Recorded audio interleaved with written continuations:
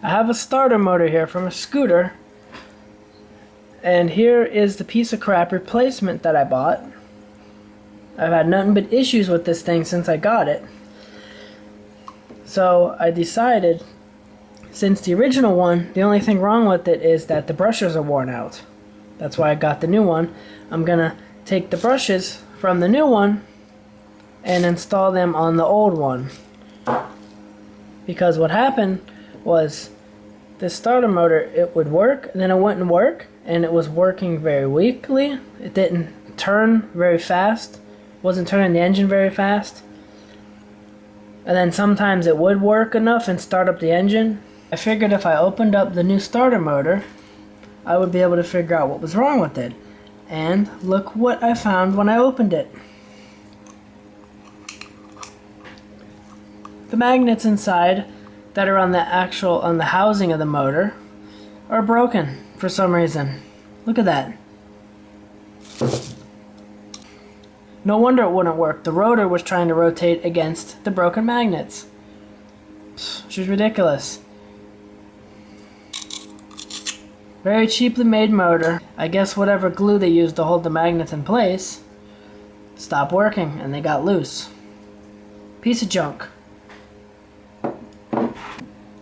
This part has all the little seals on it, and they're brand new because the seals on the old motor are worn out.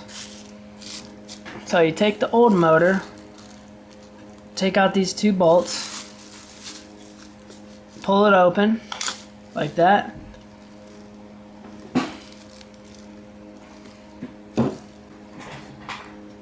See that?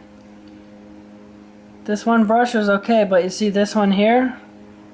It's worn out all the way to the end. This starter motor actually still worked the last time I used it, but it was on its last leg because of the brush.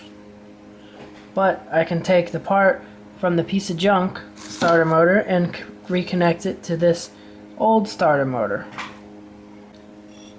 It's tricky to do it. You have to get the brushes around onto this part here where the copper is. And they're spring loaded, so it's not easy to do it. Take the rotor, put it inside this way.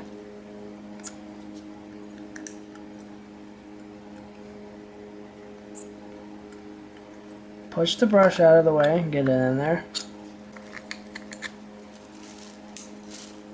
Like that.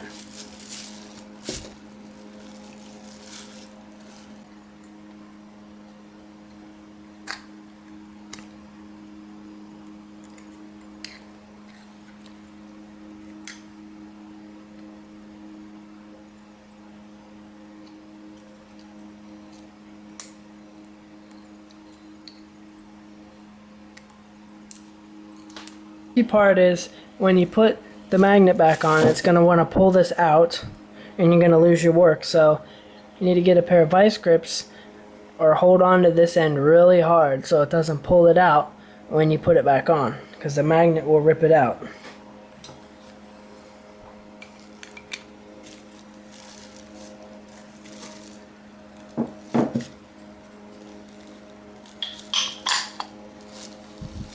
Just like that. See, and it's back together.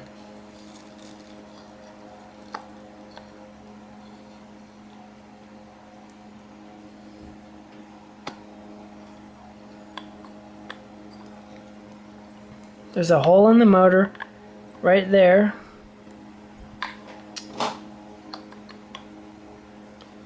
See that little slit right there? You have to line up this notch in the motor with that little slits right there.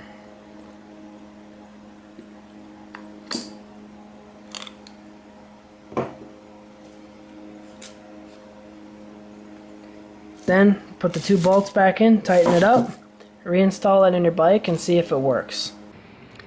The rebuilt motor is installed. Now let's see if the bike will start.